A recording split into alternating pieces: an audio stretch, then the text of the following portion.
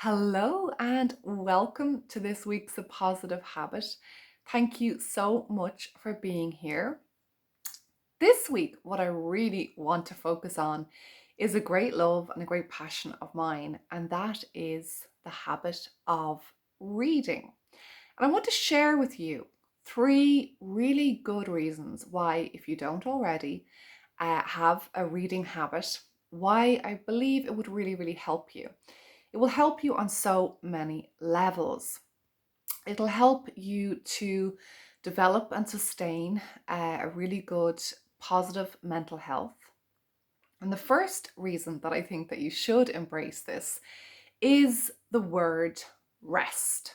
So when we read a book, there is a very different part of our brain activated rather than watching screens, which is obviously something we all do too much, me included, whether that's a screen at work, on the computer, whether it's scrolling social media, whether it's all the things that we do, watching movies, Netflix. I love Netflix, don't get me wrong. But the habit of actually reading a book is very restful because you are asked to do something that when you're looking at a screen, you don't get the opportunity to do. And that is to visualize the characters that you are reading about, or if it's nonfiction, to stretch your brain and your mind into directions that you might not do in another form of learning. I also think just the act of taking that time to get a good book is in itself like brings us back to maybe times in our life where we had more leisure time, as children, as young adults without kids, etc. There might have been that time where you could just literally, close your bedroom door if you wanted and not come back for a good while. And maybe that's where you are now. Maybe you're a young, lovely, beautiful person watching this, and that's exactly where you are.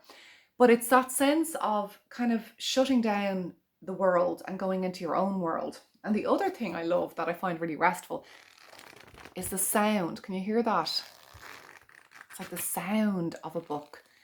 This, to me, there's very few things in the world that are as restful and peaceful and calming as just that sound.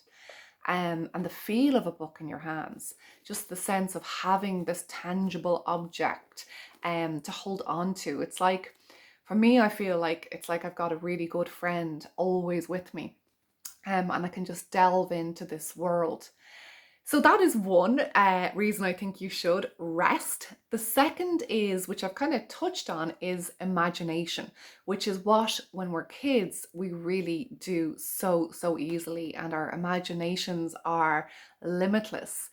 And reading is like, it's like a kind of skill that keeps your imagination mentally fit, because you are asked to explore, the worlds of different people, or as I said, in nonfiction, you're going into trying to imagine and understand what it is that the author is saying.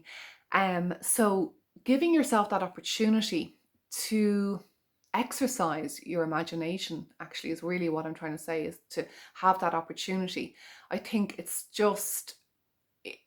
absolutely crucial for our development and for reawakening that part of ourselves, our inner child, our younger selves who, could just believe and imagine and visualize anything. So I really do think that it helps us as adults to tap into that. And the more that we tap into that, the better.